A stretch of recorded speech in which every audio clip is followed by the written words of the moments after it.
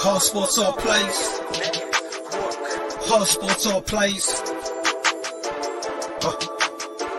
365, we making up plays. You talking the game, get you through the days. We're high in the court, the dime in the lane. Variety topics, living the same. All presentation, sports information. Hitting the airways, taking the nation. Sport all plays, like working your faces. Grace at the field, so tie the laces.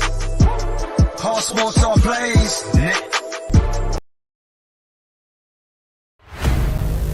Get ready. This summer, the Arena League Sports is on ASAP Network. Tune in live on either the Tiki Live or Roku app, as well as your smart home TV.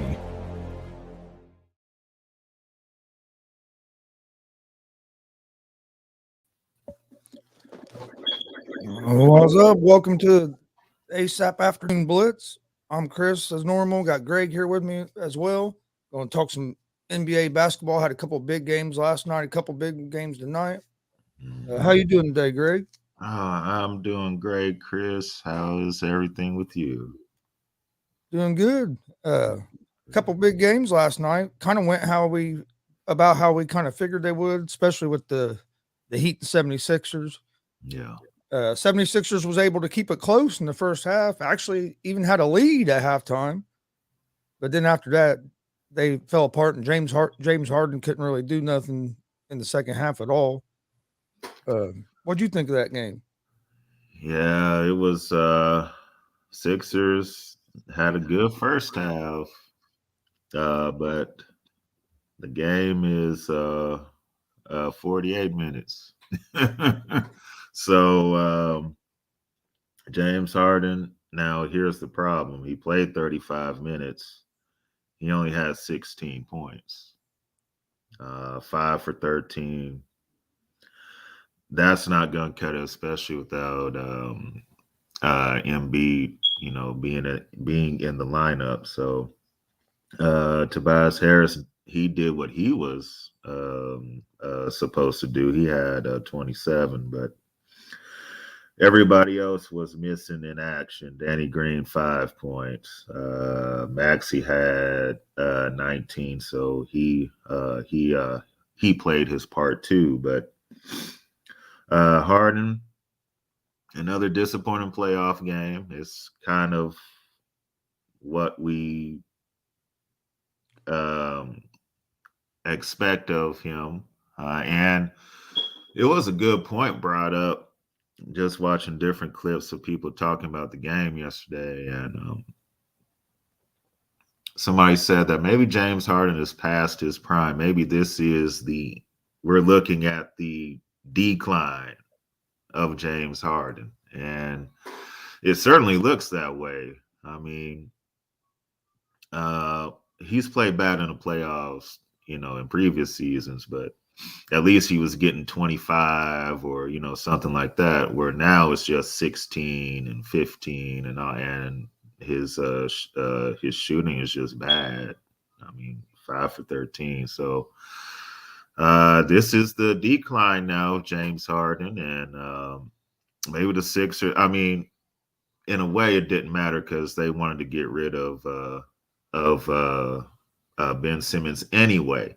But they may be looking to after once Harden's contract is up, not have him back on the team because there's no value left now. He can play good in the regular season games, but when it comes to the playoffs, it's just not there. And it's not going to get any better from this point on because he's only going to get older. So, yeah, I agree with you. I think he's hit his decline, but I don't think he just now hit it. I think if you were just watching the regular season, he hasn't been the same regular season player this year, or even you can say even last year. Which I think last year some of that was trying to get out of Houston. Yeah. But yeah. I mean, but even this year, even when he got with the Sixers, he got off to a quick start, had 2 or 3 games where he had 25, 26 points. But then after that, he's been hovering usually right around the 18, 19 points. He just hasn't been the same guy. And then you get in the playoffs, like you said, everybody else stepped up last night, done their part. If he could have stepped up and had a 25, 30 point night, they might win that game. Yeah. Yeah. And they were hanging in there with Miami for that first half.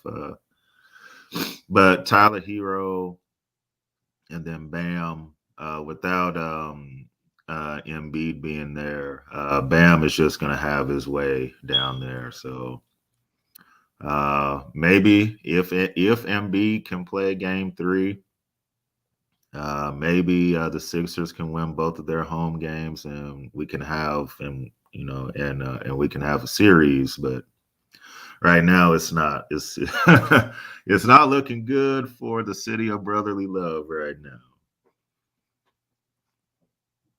No, and what people need to realize, because I think, I've been guilty of this, and I think a lot of people have, of overlooking Miami.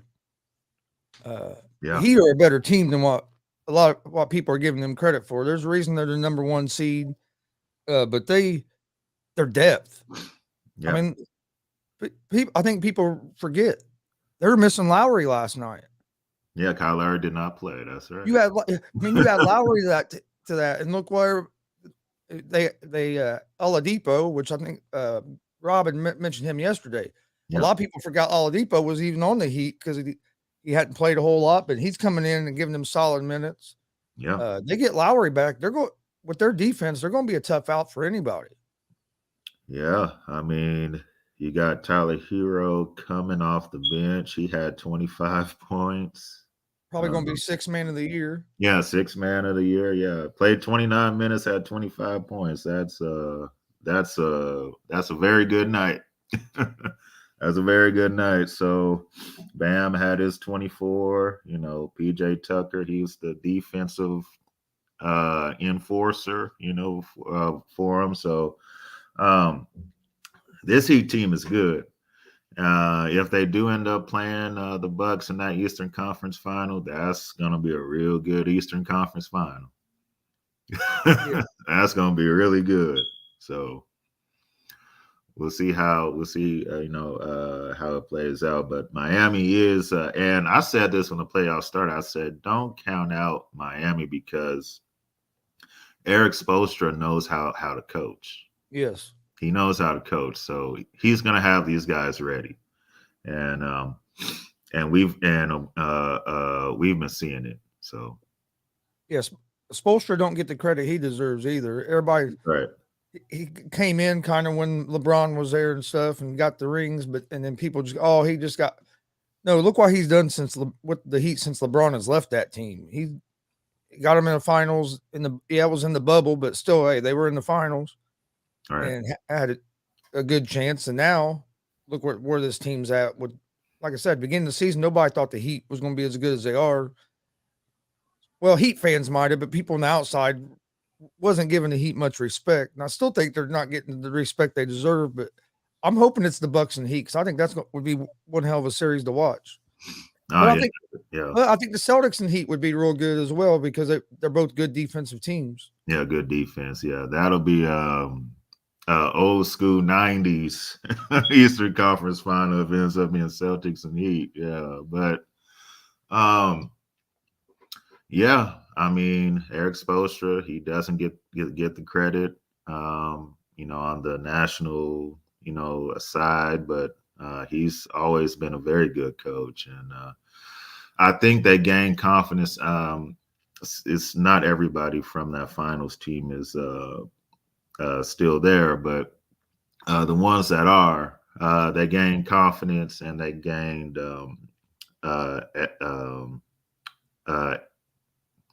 experience also from being in that final. So, and that can carry on to now. So,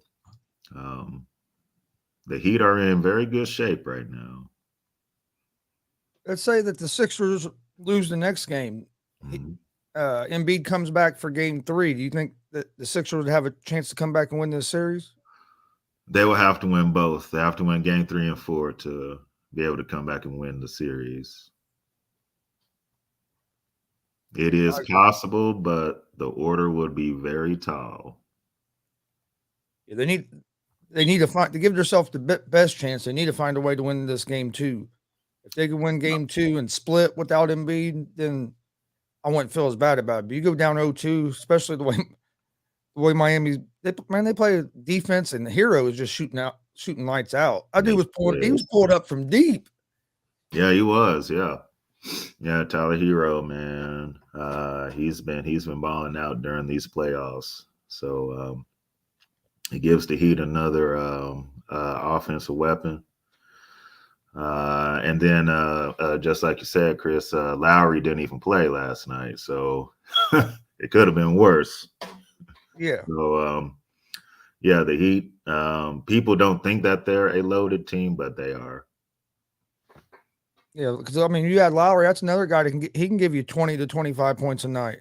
So I mean, yeah, and that helps the Heat a lot too, because Jimmy Butler nursing that knee injury a little bit, set out a couple games last series. That gives him that luxury of being able to set him a little bit more, and not have to use him as many minutes when you have Lowry and just the depth they have. Lowry, Oladipo, Hero. I mean, it's just, yeah. You have a guy in Oladipo that's been an all-star before. That's coming off the bench. Yeah, Miami, I think out of the teams that are left, Miami has the deepest bench. The Bucks, their bench is, nice too, but Miami they by far have the deepest out of the teams that are left. Yeah, the Suns are pretty deep, but they're not as deep as the Heat. Yeah. But speaking of the Suns, they played last night as well. Mm-hmm. Suns Mavs game 1, and the score is a lot closer than what that game really was. Final score was 121-114, but that was just because the Suns shut it down there the second half of the fourth quarter, started turning the ball over a lot, and kind of let the Mavs back in to make it look closer. But the Suns just dominated that game. They did. And a stat I heard last night that I hadn't really been paying attention to, that's the Suns' 7th straight game in the playoffs that they've shot over 50%. If you let the Suns shoot over 50%, you're not going to win. You're not going to beat them very often. But that's 7 straight games. The 7th straight playoff game they've shot over 50% as a team. Wow, did not know that. I mean, Luka did all he could. He had 45. Everybody else just didn't. And the matchup, Kleber cannot hold DeAndre Ayton. Let's just call it what it is. I don't know what Jason Kidd and that coaching staff can do. They don't have the size. No. So you're kind of like, okay, well, if we let Ayton, anytime Ayton touches it, down in the paint, do we just double on the catch and then try to figure it out as he passes the ball out? But then if you do that, somebody else is going to be open. So I hate to say they don't, there's nothing they can do, but it's literally, I mean, for Dallas to have a chance in the series, Kleber is going to have to find some way to play decent defense on Ayton.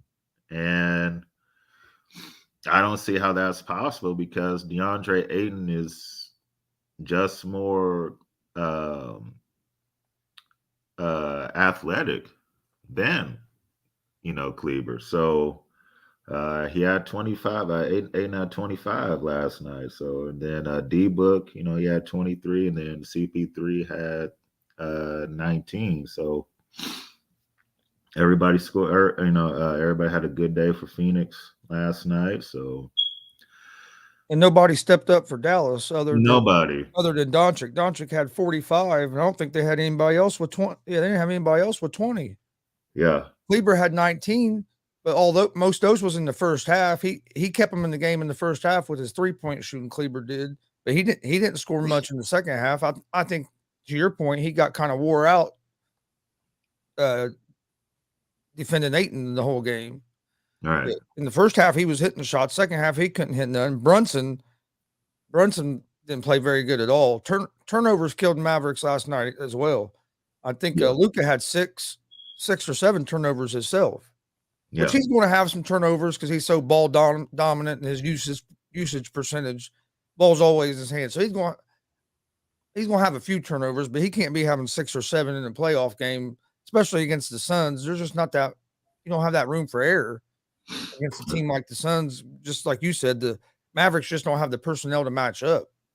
Yeah, it's going to be very difficult.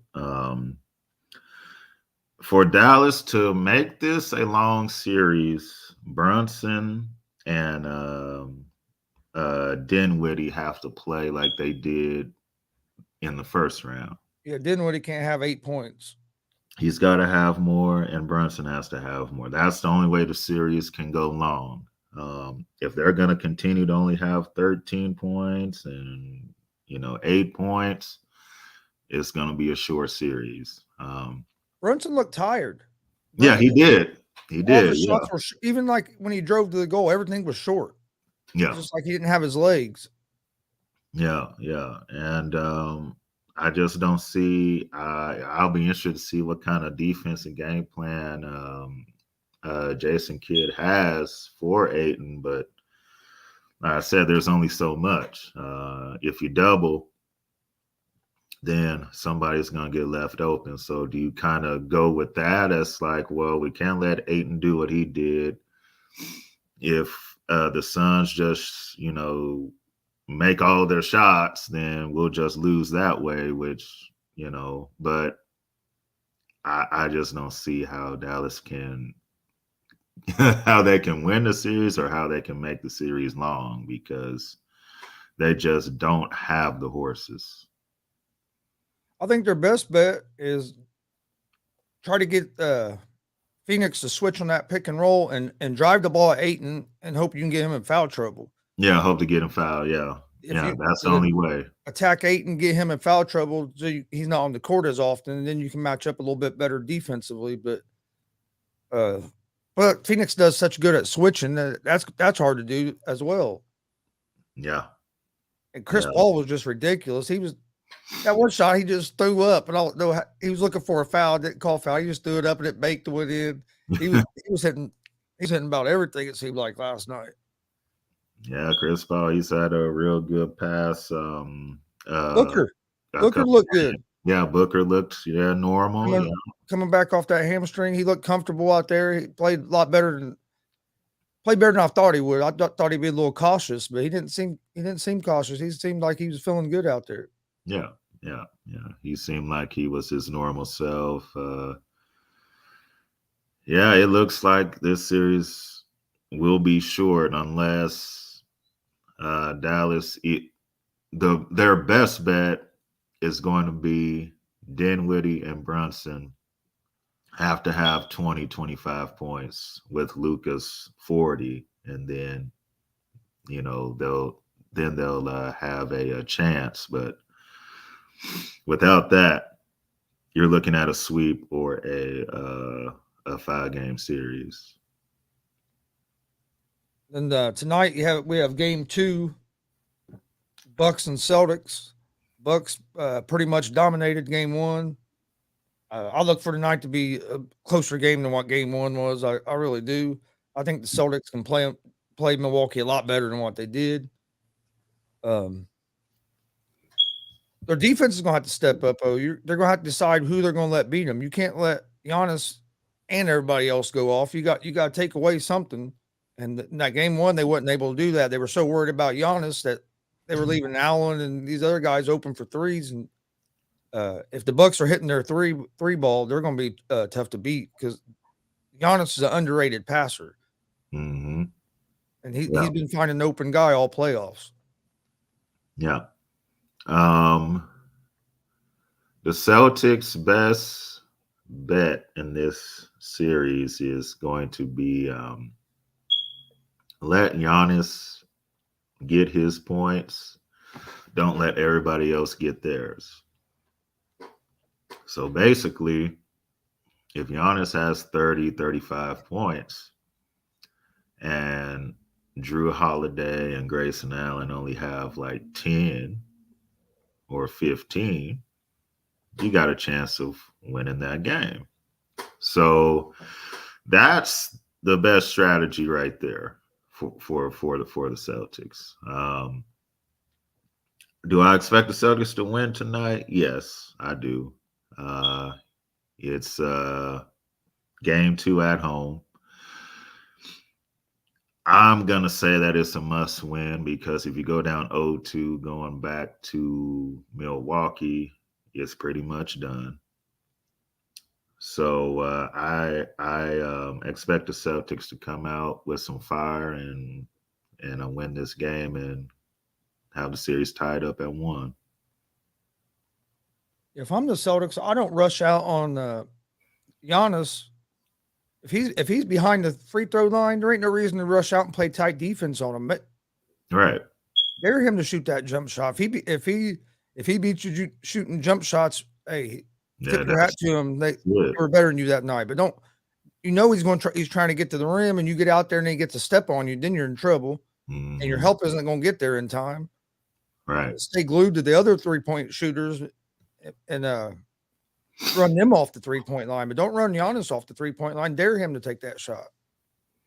And I expect Marcus Smart to be on either Drew Holiday or, I mean, if they want to put him on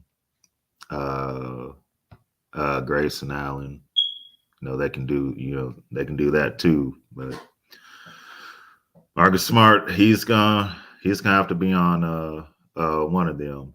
So I think you put him on Holiday just because Holiday's a little more athletic and can get to the rim a little more than what Allen can. Right. Yeah. Yeah. But hey, Allen's shooting the hell out of the ball in the playoffs. Yeah, he is. He I don't is. know where he came from. I don't remember him shooting the ball like that in the regular season, but man, he's been tearing it up here lately. Yeah, he's been on a hot streak, playing like the Grayson Allen of Duke. But he's on the perfect. I mean, he's in the perfect offense over his style of play because he's a shooter, and you're going to get open looks with Giannis being on the floor. Oh yeah, definitely. Yeah. I mean, hell, every time Giannis gets the ball, there's 3-4 guys surrounding him, trying to stop him. It still can't. That's what I'm saying. You're not stopping him putting 3 or 4 around him, so you might as well leave them guys on the other guys and shut them down, and then hope Giannis misses some shots. And he's going to miss some jump shots. You just can't let him get to the rim all the time. All right, exactly. So you would think somebody would figure out how to stop that spin move. He does that same spin every time. Yeah. And drives to his left, spins back to the right, and nobody. There'll be 3 guys on him, but he still gets around everybody. Gets around him, yeah. He's been doing it the past 3 years, from what I can think of. That's a spin move. So people haven't caught on to it yet. So he's definitely probably I would say he's the one. He has to be the most dominant player since probably Shaq, dominant wise, just being able to take over, nobody being able to stop. Yeah. And if he wins again, another chip, he's the best basketball player in the world. If he gets this done. Oh, I mean, he's already there, but I'm saying that would put the seal on it. Like, yeah. Well, a lot of people don't want to say he's the best because he's one dimensional. He don't have a jump shot. Okay. But can you stop that one dimension? That's the thing. You can't stop That's the thing, right? If he wins another chip, people are going to have to quit. They're going to have to get over the fact that he's not a great jump shooter and finally admit, hey, okay, he's the best player in the world right now. Yeah. And his jump shot has gotten better. Yeah. Well, that's the thing I like. You can see improvement. He's not afraid to shoot it either. That's the other thing. He's not like Ben Simmons was, where he won't shoot it at all. He'll shoot it, but you can tell he's been working on it too. Even his mid-range game is getting better. Yeah, it's getting better. Yeah, and free throws are getting better. So he's working on his game, and that's what you like from a superstar, is know what your flaws are work on them to get better. And he has done just that. And then the game I'm looking forward to tonight as well, because I think the Bucks and Celtics going to be a better game than it was the other game one. But game 2 tonight, Warriors and Grizzlies. Game 1 was, oh man, it was a fun game to watch. They just kept going back and forth. Warriors end up getting the win. I think it was by 1 point, wasn't it? Yeah, 117, 116, I believe it was. Yeah. Yeah. After Clay missed a couple free throws, I was like, oh, he missed them 2 free throws. I was like, oh, this game's over. But yeah, I think it's going to be another great game to watch tonight. I think it's a must win for the Grizzlies, though. You don't want to go down 0-2 to the Warriors, especially losing 2 games at home. Yeah. Yeah, this is a must win for Memphis. If they lose tonight, the series is over. I expect Memphis to come out ready. I have Golden State winning this series, but I believe Memphis will win tonight. What's going on, Andre? Says the Grizzlies team is deep. Yes, Grizzlies. Yeah, they are.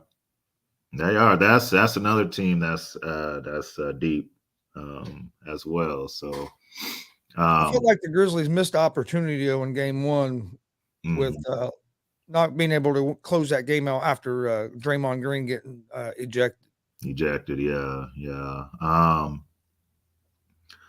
How many off and Klay Thompson, even though he made the big shot there, towards the end, they ended up winning it.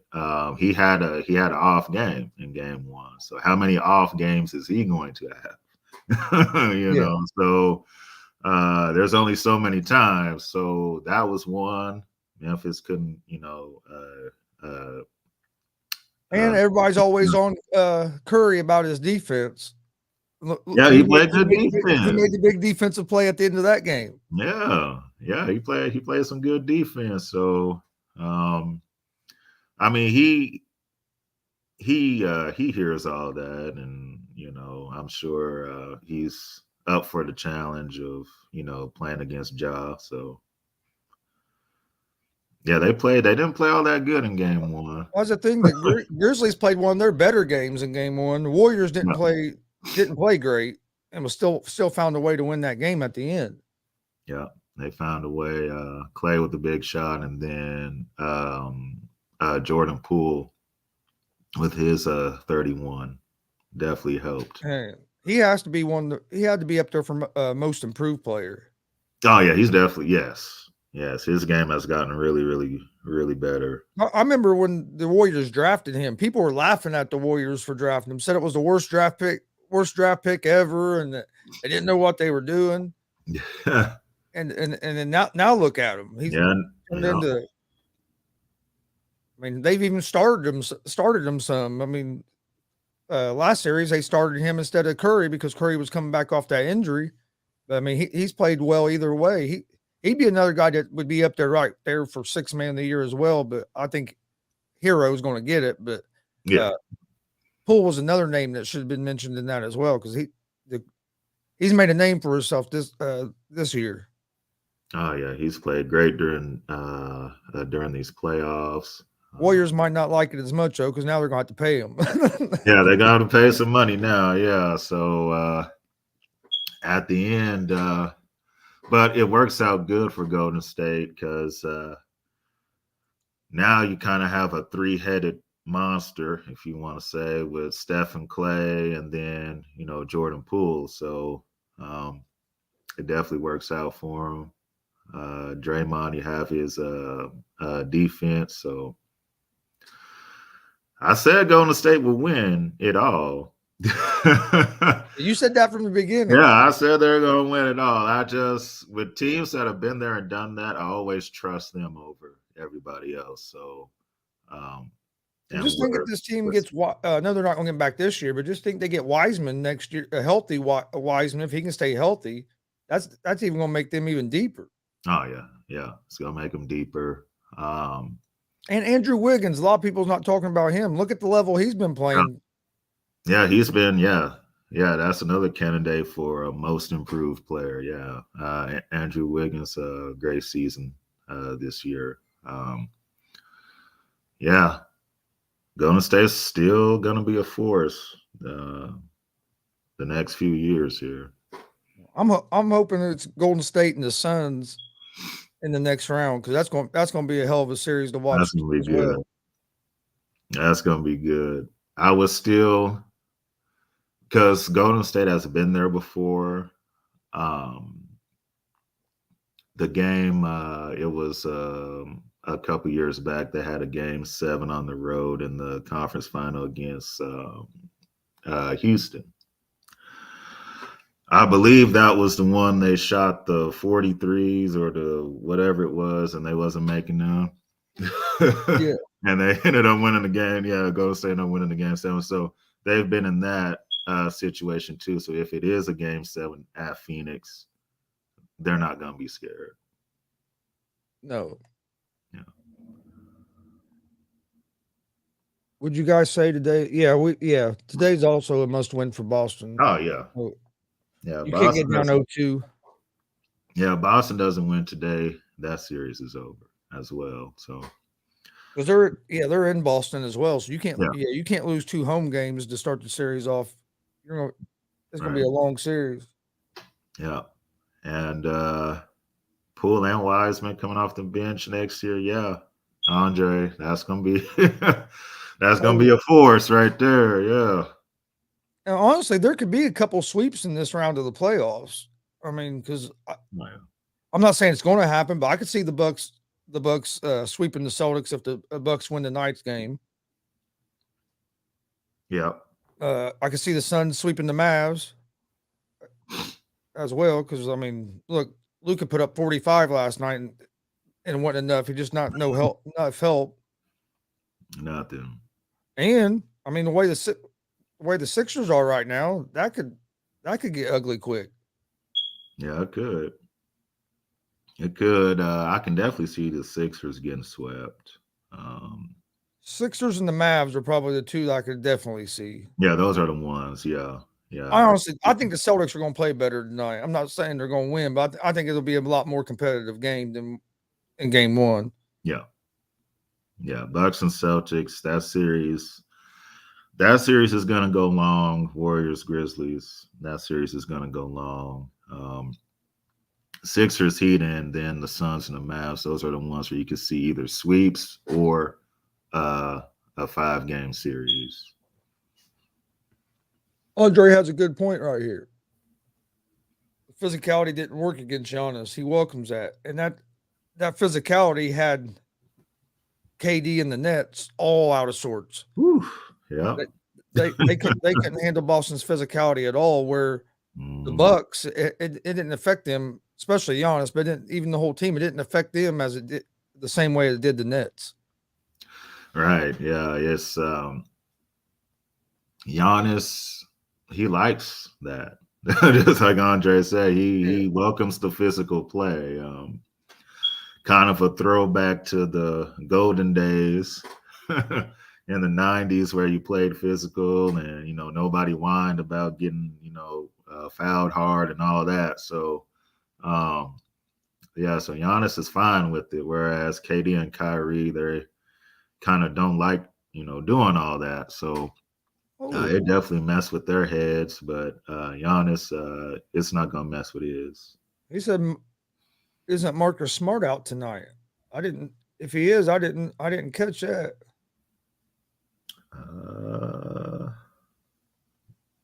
Nobody has said anything. Let me see. Well, it says Marcus Smart is day to day. I do remember somebody saying something about his shoulder last game. So, ooh boy, without him. Oh yeah, they'll be in trouble if he's not. Yeah, if he doesn't play, then I would say, yeah, the Bucks are gonna win tonight too, as well. Because without his defense, that's the defensive player of the year. And then you don't have him, so Yeah, I'm trying to look it up, see if I can find anything on it. There is one thing that the Celtics have to do tonight, whether smart plays or not. They got to cut down their turnovers. They turned the ball over way too much in that first game. Yep. Cut down on the turnovers and don't shoot so many threes. You don't have to shoot 50 threes. Take your mid-range, shots. Especially like a guy like Tatum, who has a great has a good mid-range game. Why settle for threes all the time? Even Jaylen Brown, quit settling for the threes. Yeah, exactly. Go in, get your layups, get your jumpers. They're going to need now, if Marcus Smart is out, what it's going to have to be then is Jason Tatum got to find a way to give 40. It's going to be that kind of night to where, okay, we're not going to be able to stop them defensively. We're going to have to score. So Tatum will have to find a way to give 40. Maybe Jaylen Brown can give you 25, maybe 30. 2, and then try to win that way. But without Marcus Smart, it definitely makes it harder. Yeah, I'm not seeing where they're saying he's out, but I mean, he very well could be. I remember him saying something. I remember him being hurt. Yeah, something about his shoulder. Yeah. I don't know because I just saw the highlights of game 1. Someone had said his shoulder had popped out or something that happened in that game. So I'm sure, unless his arm is in a sling, which I doubt, that Marcus Smart is going to play in this game. So I don't think he would miss this because of his shoulder being kind of he's questionable with the quad contusion. Quad, okay. It says questionable, so I would say he's gonna try to play. But yeah, it just said it just came across the bottom of the TV there. It said questionable quad contusion. So. Quad contusion, okay. Well, they'll he'll stretch it and they'll do all the stimulants and stuff to his quad, and he should be able to play. Yeah. So they need his defensive presence bad. Yeah, they do.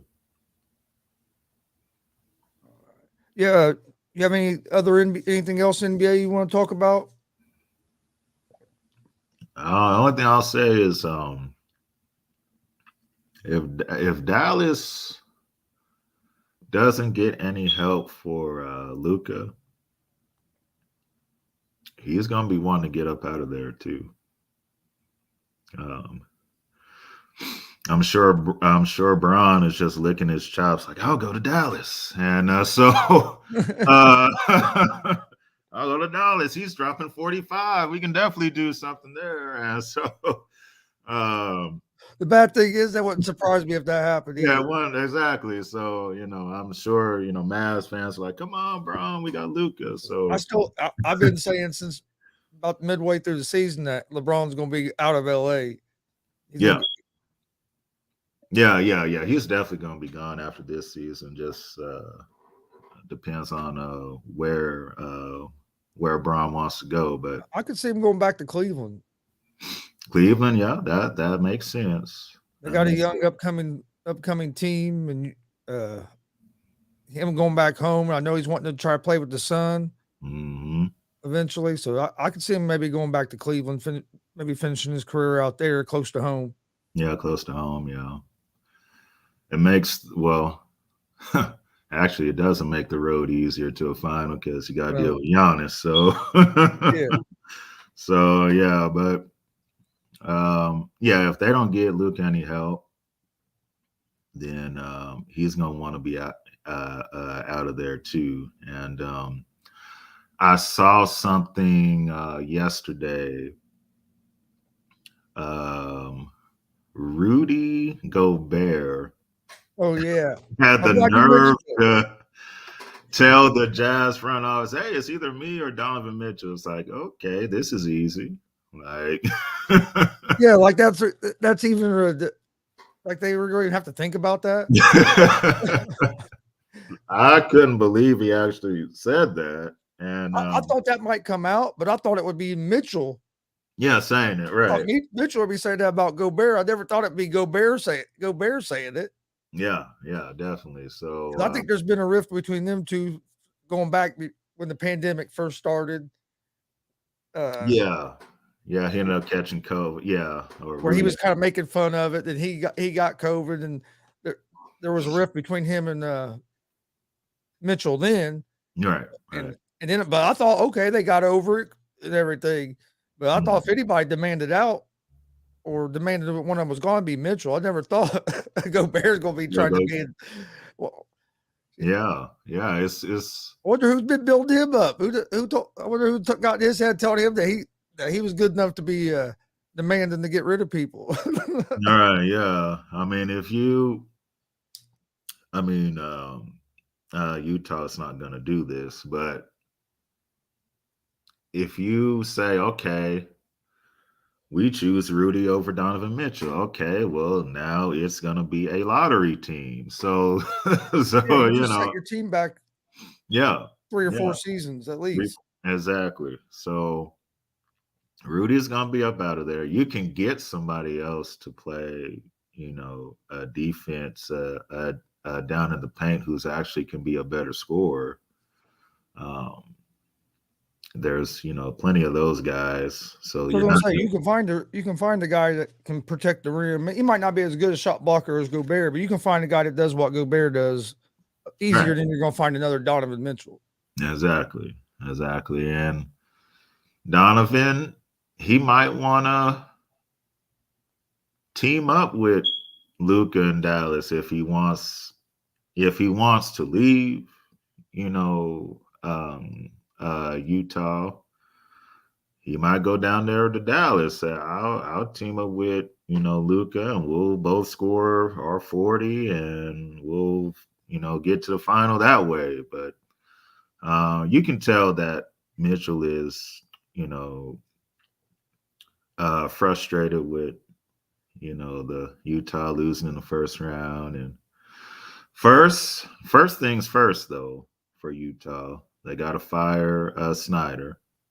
You got to get him out of there. And then you got to find a coach that's going to coach these guys. Now,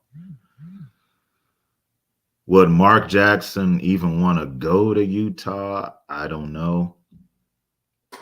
But how does Mark Jackson not have a coaching job? I don't know, man. The Pacers have hired like 3 coaches since he got left or got fired from Golden State or whatever. Right. He's hired like 3 different coaches, and all 3 times I was yelling for Mark Jackson. He played with the Pacers. Yeah, he did. Mm-hmm. I mean, look what he did he turned that Golden State franchise around. Yeah, he did. He don't get the credit he deserves because they got rid of him and then they won the title with Kerr. But I mean, man, he was the one that got that offense and everything going.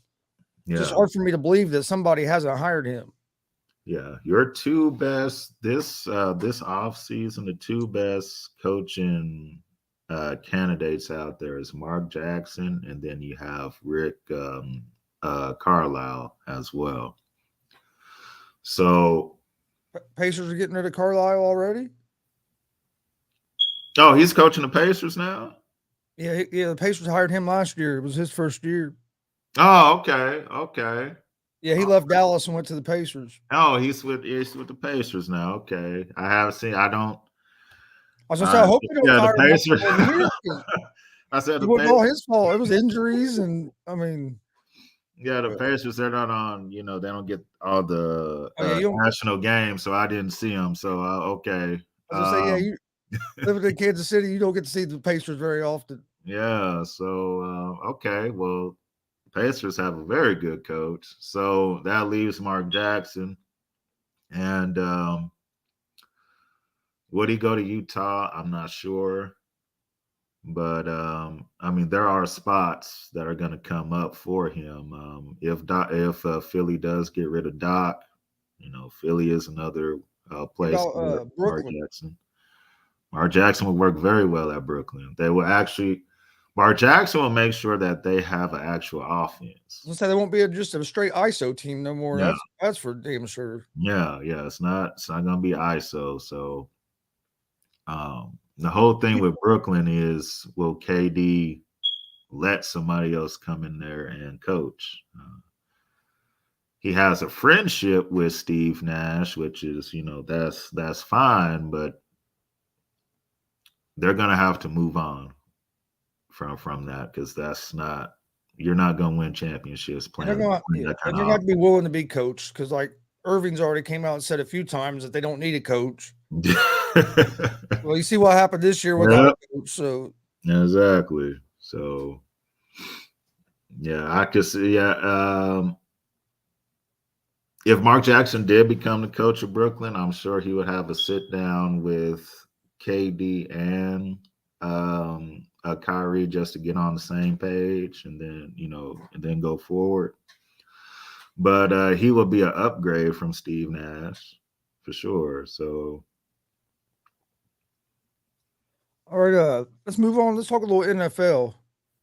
No, Andre had mentioned the NFL, which I had some wrote down here, but let me get back up.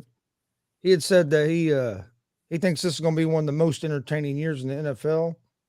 Yeah. And honestly, I agree with you, because there's so much parity in the NFL now. There's so many teams that you don't just have your 3 or 4, your like top 2 teams in each division that they're just guaranteed that they're going to be there, like you did with the Patriots in the last few years. The Chiefs is like, they're definitely going to be in the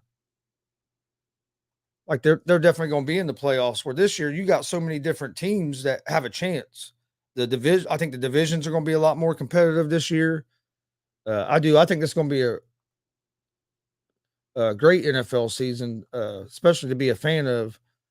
Because I mean, you look in the AFC West now with Denver getting a quarterback. They're going to be competitive now. You already had the Chiefs there. Raiders are getting better. They added a big weapon in Devontae Adams. Then you have and I ain't even mentioned the Chargers with Justin Herbert yet. So that division there, you could have at least three teams go into the playoffs in the AFC out of that division. And that's not, so I mean, I think it's going to be a big, a fun year in the NFL, because there's so many teams that have a chance. Like I said, I mentioned the AFC West. Look at that division. I mean, you got 4 high quality teams in that division, and I think 3 of them will probably make the playoffs with the extended playoffs. Yeah. The AFC West has definitely become the best division in football. We have all the quarterbacks over here. Thank you, Andre. We appreciate that. He said this is one of his favorite shows because y'all actually interact with the chat. Oh, yeah. Thanks, Andre. We appreciate you watching, for sure. The AFC West, like we talk about on Saturdays on the Red Kingdom show, the AFC West is still going to go through KC. What makes the Chiefs always going to be the favorite is when you have the best quarterback and the best coach. That's going to be the difference. All the years when the Patriots were winning Super Bowls and all that. Now, was the AFC East ever this loaded like, the AFC West is? No, it was not during that time. But the one constant for the Patriots, as the faces may have changed, but the 2 constants were Brady and Belichick. Now you're seeing with the Chiefs, the faces have changed during the offseason, but the constant is Mahomes and Reed. And I still feel like that's going to be the difference. In the division, it's some talented young coaches, Brandon Staley with the Chargers, but I'm not worried because Brandon Staley believes in analytics. And analytics will keep you at home during the playoffs most times. And Chris, being a Colts fan with Frank, right? Analytics, I felt like it cost you that playoff game against Buffalo. It did a couple years ago. So, Yep. Passed up like 6 points in field goals. He did, and they ended up losing. I think they only lost by 7 in that one. So, yeah. So analytics, I've never been a big fan of, and that's just once you believe in that, people kind of stick with it. It's not like they just be like, okay, this is not working, let's stop using it. They stay with it because they want to be right in it. So that's the downfall I think it's going to be with the Chargers as far as that way of thinking. But I still have the Chiefs as the favorite to win the division. As long as everybody stays healthy. I mean, it's going to make for great division games. All 6 games are going to be hard, but but I still see us winning the West, though. Yeah, I like coaches being aggressive to a point. Yeah. But when you're on your own side of the field, where you already know if you don't get it, you're basically giving up at least 3 points automatically. Yeah. I mean, there's just no reason to do it. I couldn't believe when Brandon Staley did, and that's the reason why the Chargers didn't make the playoffs. The 2 mistakes he did in that game against the Raiders, the going forward on 4th down on their own 25, I think it was, and then the calling the timeout when the Raiders were going to give them the tie. It's like, look, we're done. We're just going to tie. We're both going to make the playoffs. And Brandon Staley's like, no, let me call a timeout and let's try to do this. It's like, what? What did he just do? And I remember watching it, and as the clock was running down, I'm like, well, that's it. It's just going to be a tie. And then when they called a timeout, I said, they have lost this game. Yeah. They've lost this game. So, and that's it. That's part of, we look at those things as, but to me, that's part of, that's bad clock management. As a coach, bad game management as a coach. So it's not just you give them points; it can also change the whole momentum of the game. Yes, it can, and so that's why I don't. I still say that's what happened to the Chiefs against the Bengals in the playoffs. If they would have just took that field goal there at the end of the half, got those 3 points, I think they win that game. The Bengals getting that stop, it changed the whole momentum of that game. And then in the second half, it looked like 2 different teams out there. Yep, 2 different teams. Exactly. So you got to know when to go for it, when to be greedy, and when to not be greedy. And as far as the AFC West, I still like I like the Chiefs' chances. The teams are the teams better? Yeah. Chargers are better. The Raiders are better. But game management, I just feel like, and this wasn't always the case because when Andy first got to KC, his clock management wasn't all that. But it's gotten better as the years have gone on. So I just feel like in those situations with Andy, we have the better coach, and I think that's going to be the difference. Well, he's been in big moments where a lot of the other coaches in that division haven't. Yeah, definitely. So I think the Colts are going to be good this year, but man, Mhm. I can't tell you how many times the last couple of years I've been yelling at the TV because of Frank Reich, some of the some of the coaching decisions that he makes. So I understand what you're saying about the analytics because Yeah. yeah, he's cost us a few games. And Yeah.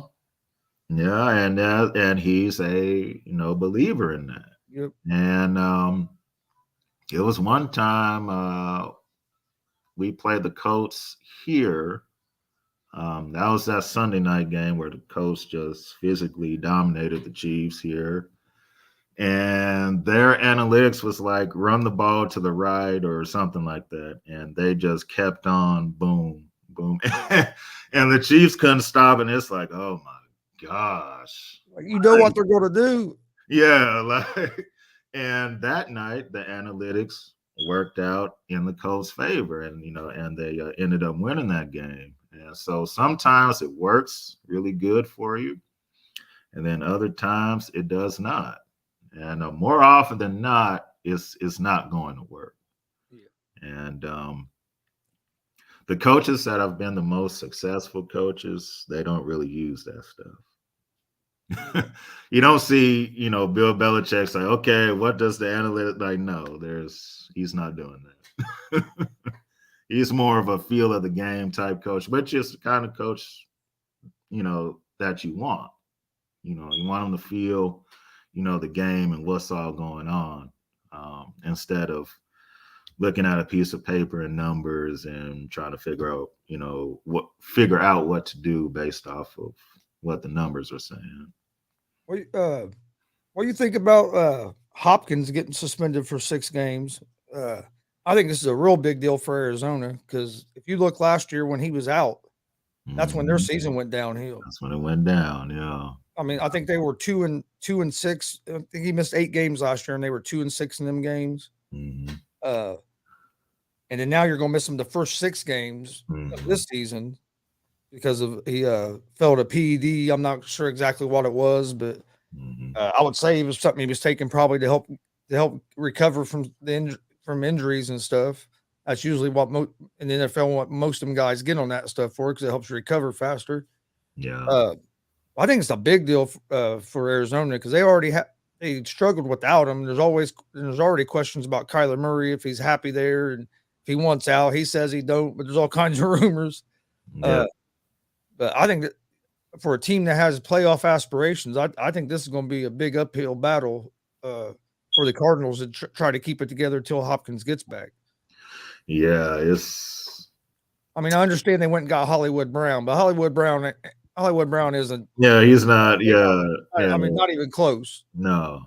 I mean, he's faster than D-Hop, but that's it. That's the only thing. That made a little more sense than after this came out. It made more sense of them going and getting Hollywood Brown. I understand a little more why they done that because everybody talks about Hollywood Brown being misused. He had more deep ball targets than any receiver in the NFL in Baltimore because you get all the play action.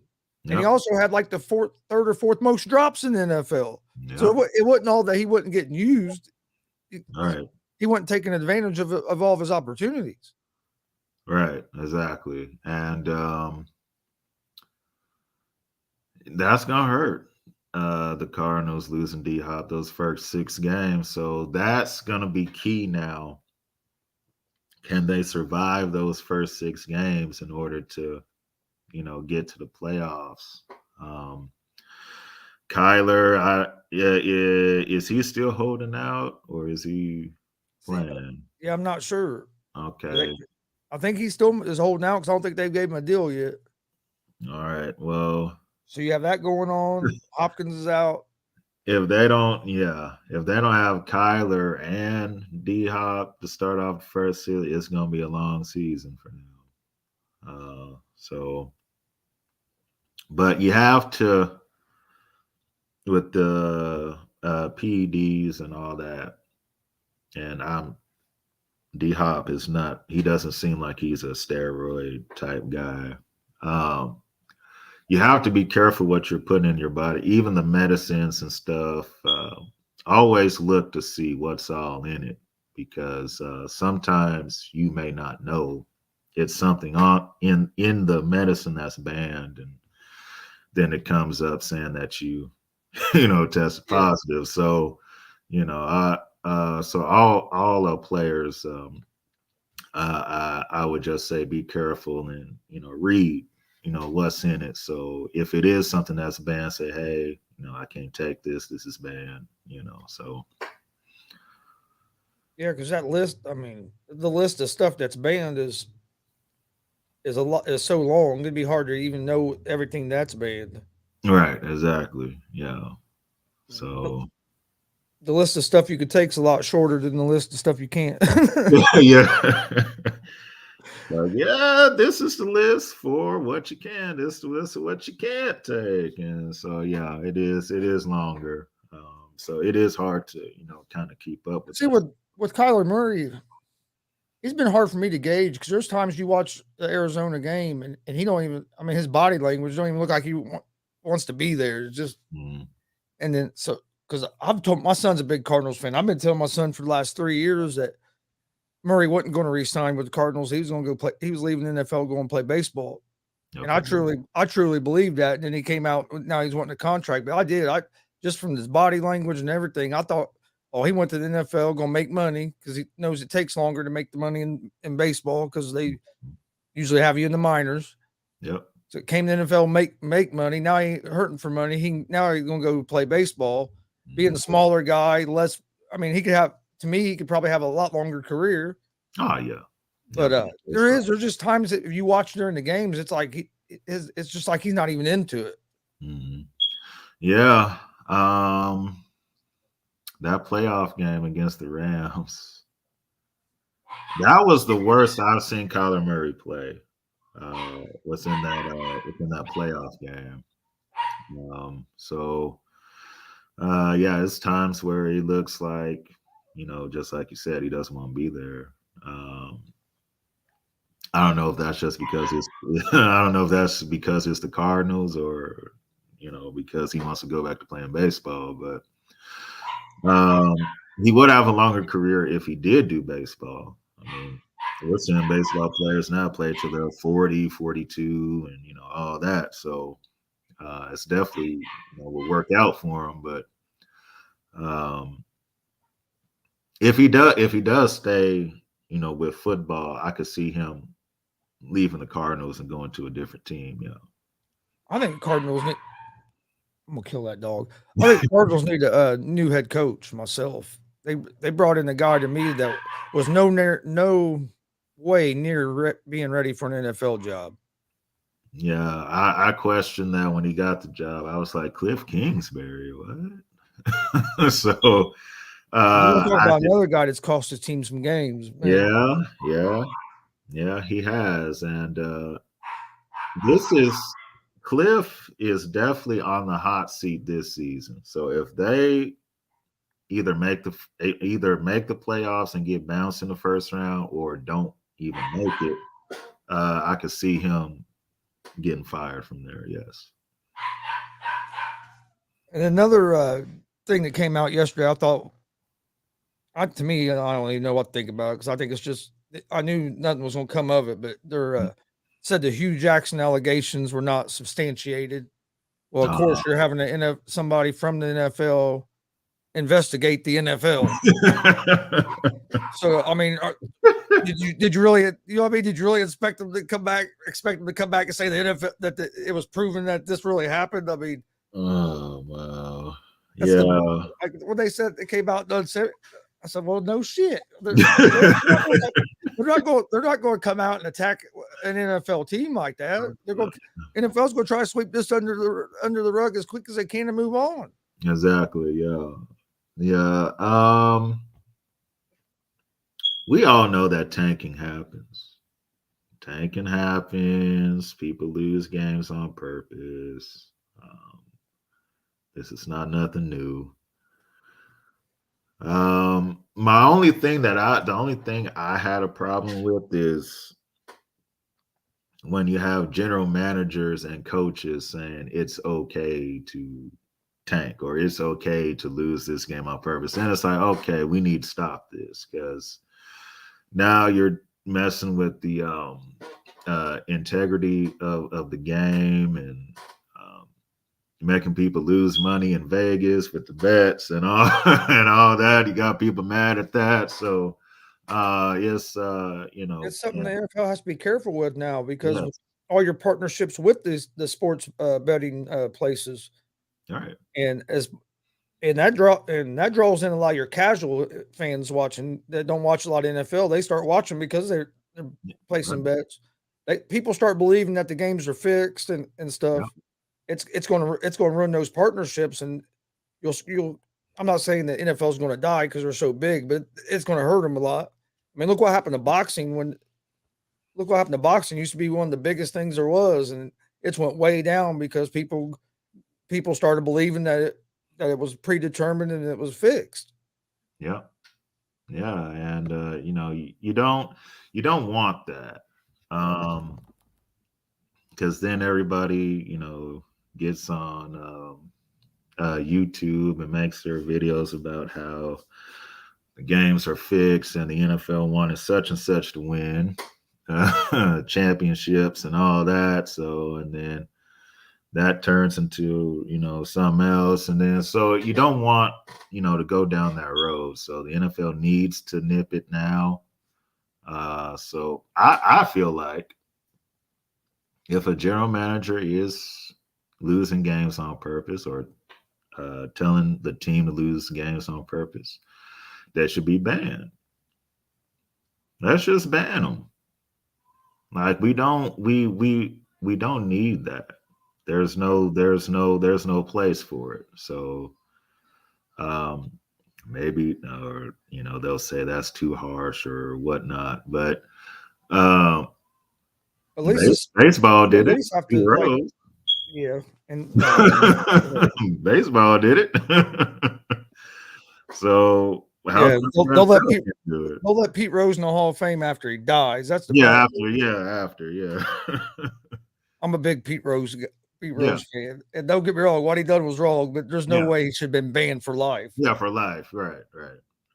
I think he should be in the Hall of Fame. Barry Bonds should be in the Hall of Fame. Yeah, Barry Bonds should be. Clemens, all them guys should be in the Hall of Fame too, because back in that steroid era, Major League Baseball was encouraged. They knew it was going on, and they kept encouraging it because it was bringing baseball back. Mm-hmm. Because they were down after that strike. It was bringing back fans. Everybody was watching the home run battle. So, and then when that was over, then they want to crack down on these guys and keep these guys out of the Hall of Fame. Hell, Barry Bonds had a Hall of Fame career before he ever started hitting home runs. Exactly. And that's the thing, is that Barry Bonds was a good player before steroids. What's his name? McGuire was a good player before steroids. So it's not like the steroid made them. It wasn't like let's put it a different way. It wasn't like Barry Bonds sucked and then he took steroids and then all of a sudden, he's a Hall of Fame player because of steroid. No, he was already going to be that before that. So, I mean, was it wrong? Yeah, but at the same time, everybody was doing it. So, and the league knew everybody was doing it. Yeah, they knew. But, just like, like my thing with Pete Rose. You're supposed to be in the Hall of Fame for what you do as a player. It was never, he wasn't betting on his team while he was playing. This was after he was done playing. He was a manager or whatever when he was doing the betting. Don't get me wrong. He probably did do some betting while he was playing, but not that they know of. That dude's a crazy dude anyway. But yeah. To take the guy that lead the hit king, for him not to be in the Hall of Fame, that's a big part of baseball history that's not in there. Just like not having Bond. You can't tell the story of baseball without having them guys in the Hall of Fame. Exactly. Bonds, Pete Rose, Roger Clemens should be in there too. Roger Clemens should be in the Hall of Fame too. But back to the football too. I agree with you. If you're caught saying that you want to lose or whatever, thinking like that. Especially when there's reports out that owners are paying coaches more to lose. Mm-hmm. You if not banned, you should be at least suspended for like a whole season, like Sean Payton was, like when they had the bounty game. Look at the bounty, yeah. Uh-huh. What's the difference? Yeah. What's the difference in what they were doing, paying players? Paying players to try to hurt people. There ain't much of a difference in that and paying a guy to not win. To not win, exactly. That's right. That's right. You're right on that, and that's why. To kind of go to make another point, the difference, people always say, well, what's the difference between Bounty Gate and then Spy Gate? Ain't it the same thing? It's like, no. Bounty Gate, you're paying players to intentionally hurt someone. Spy Gate, you were just trying to get the upper hand and maybe know a couple plays that they do. It's like stealing signs in baseball. That's it. And the Patriots got so much hate off of, Spygate and everything. It's like, now I can see if Spygate happened and then the Patriots sucked from then on. Or if that was already Super Bowl, they would. Yeah. Like if they never won nothing after that, it's like, okay, these videos did help them win that stuff. But when they kept on and just kept on winning, it's like, okay, this doesn't mean anything. And that's why when people are like, well, Belichick should have got the year, been out for a year and all that, because Spygate, it's like, it's not the same. Because I felt like Bounty Gate was worse because you're intentionally hurt. Brett Favre could have gotten messed up in that NFC Championship game. I mean, he did, but it could have been worse than even that. I remember watching that game, and I was just kind of like, they're hitting him kind of harder than what they normally do. I didn't know, Bounty was going on and all that, but it seemed like they were hitting harder than what they normally would. And then when it came out that it was bounties and stuff, it's like, okay, well, that makes sense then. Because they tried to take Peyton Manning out one game too. Yeah. So it's that's way worse than any spy gate and all that. But it should be on the same level as the tanking and stuff and telling your coaches and players to lose on a purpose. So. Because just like we were talking about this in Major League Baseball last week, where you have teams that they don't spend money to try to win. Mm-hmm. They trade all their players away, then rebuild, and it's always a rebuild. They're never, and you really can't do that in NFL. But in baseball, there's no salary cap, I think there should be a minimum that each team has to spend. Yeah. That way, maybe you can do away with some of that. And I don't think you could really do that in the NFL, but the way baseball's set up, you can, because there's no salary caps. So there's no excuse not to at least spend some money to try to make your team competitive. I'm not saying that the smaller market teams can spend the same as the Yankees. I know they can't. Yep. Yankees have their own TV deal and all that stuff, so you can't. But there's a minimum that everybody should have to spend. If you can't meet that minimum, you need to sell your team to somebody that will.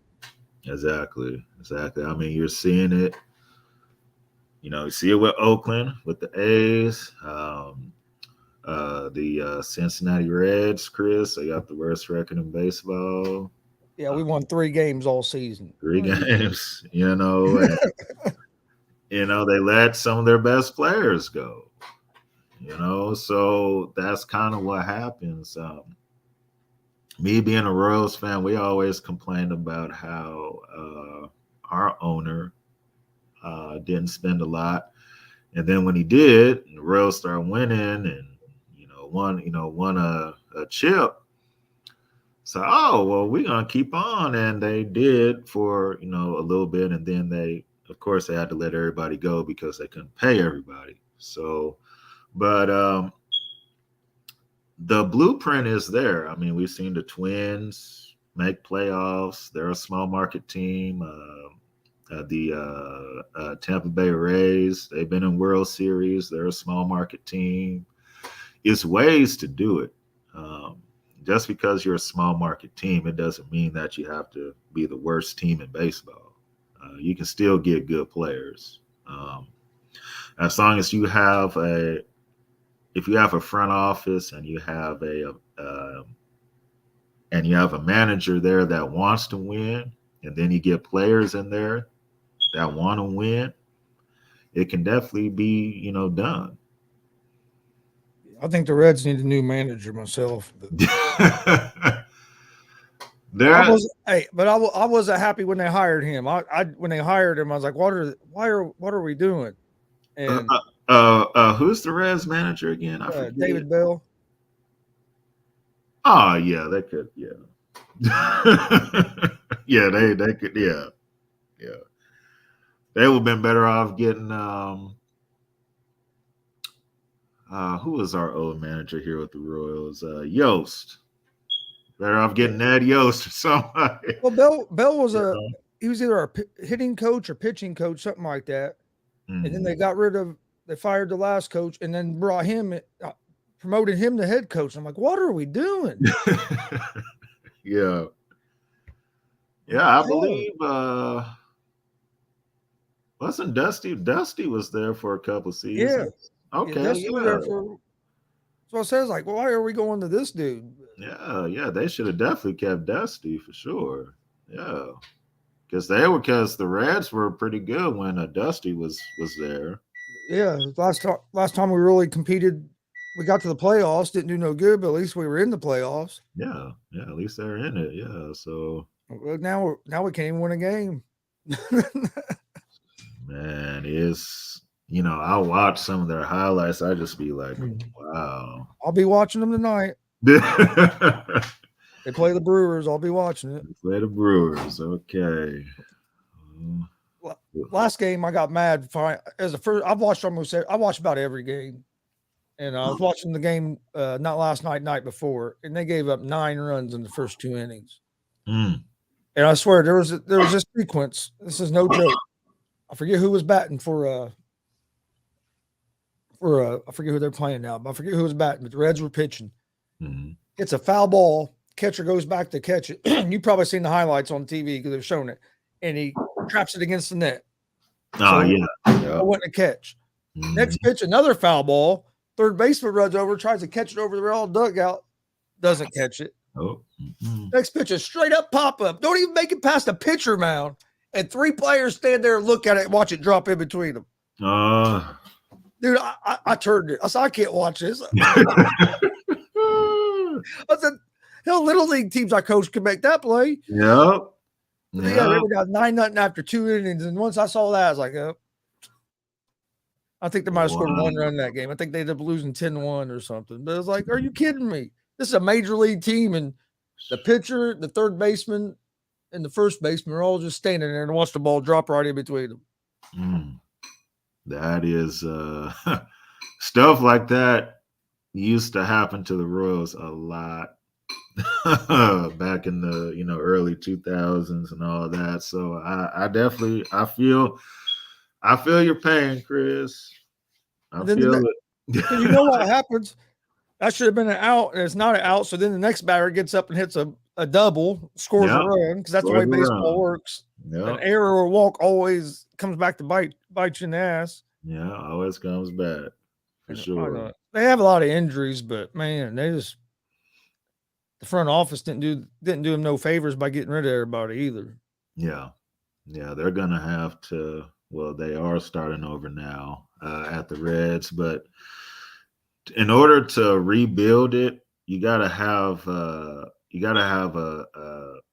coach that's good enough to get that thing right, and that's not what the Reds have right now. So they're gonna have to find somebody else for that. Now the fans are turning on them, man. They're wanting the owner to sell the team. Fans have been on them the last few especially last week or so. Yeah, they're wanting, they're coming up with petitions and stuff. They want Notre to sell the team. That's when you know it's getting bad. It's getting bad, man. And I'm gonna try to get down there in the next couple of weeks. This is the time of year I like going to watch baseball games because it's not too hot. It's not real hot. It's not hot. I'm gonna go to a day game. It's this time of year. I'll go to games later in the year if it's a night game, but you won't catch me at many day games in July.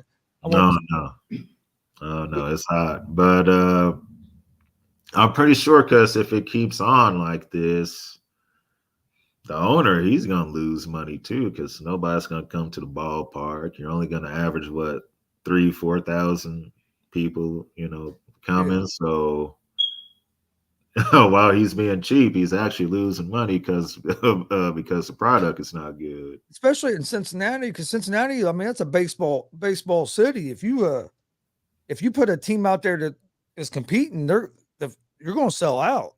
Yeah, definitely. Yeah. So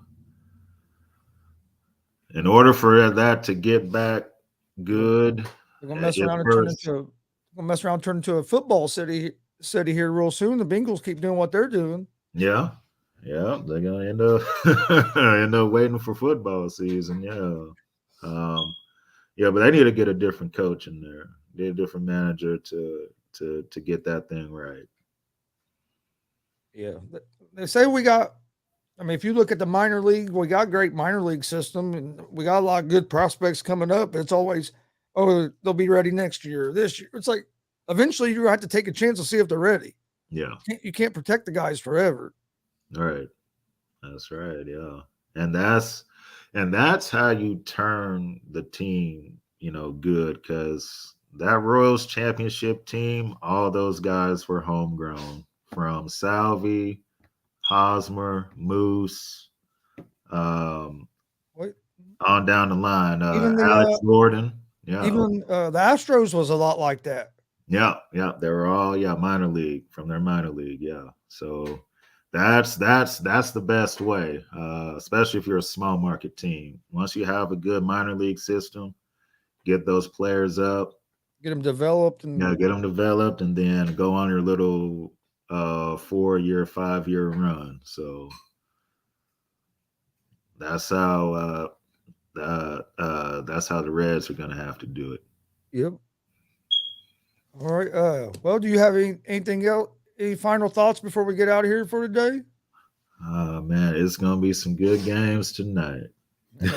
Must-win game for the Celtics. Must-win game for the Memphis Grizzlies. I got another show here in a half hour, my sports betting show. Tomorrow 1:00 again. Got something to do tomorrow. Okay, I think I'll see if Deontay will be on tomorrow. I know he said he was doing finals this week. Yeah, this finals from this week. Yeah. Okay. Mm-hmm. All right. Well, I guess I won't see you tomorrow, but see you Thursday. Yeah, I'll try to make it on Tuesday. I keep getting my days mixed up. Yeah, me too. For some reason, I keep thinking the day's Wednesday. Yeah. Sometimes it's times I gotta look at my phone and say, okay, what day is today? So let me plan this. Definitely, yes. All right. Well, thank everybody for joining us, and we will see you guys tomorrow at 1 p.m. Eastern with another episode of the ASAP Afternoon Blitz.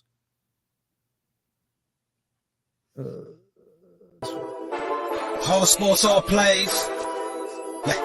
Whole sports all plays. Whole sports all plays.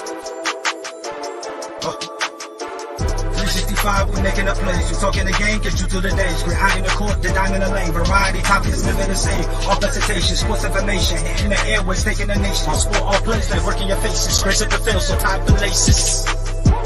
Whole sports all plays.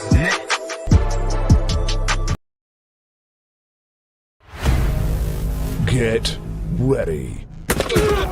This summer, the Arena League Sports is on ASAP Network.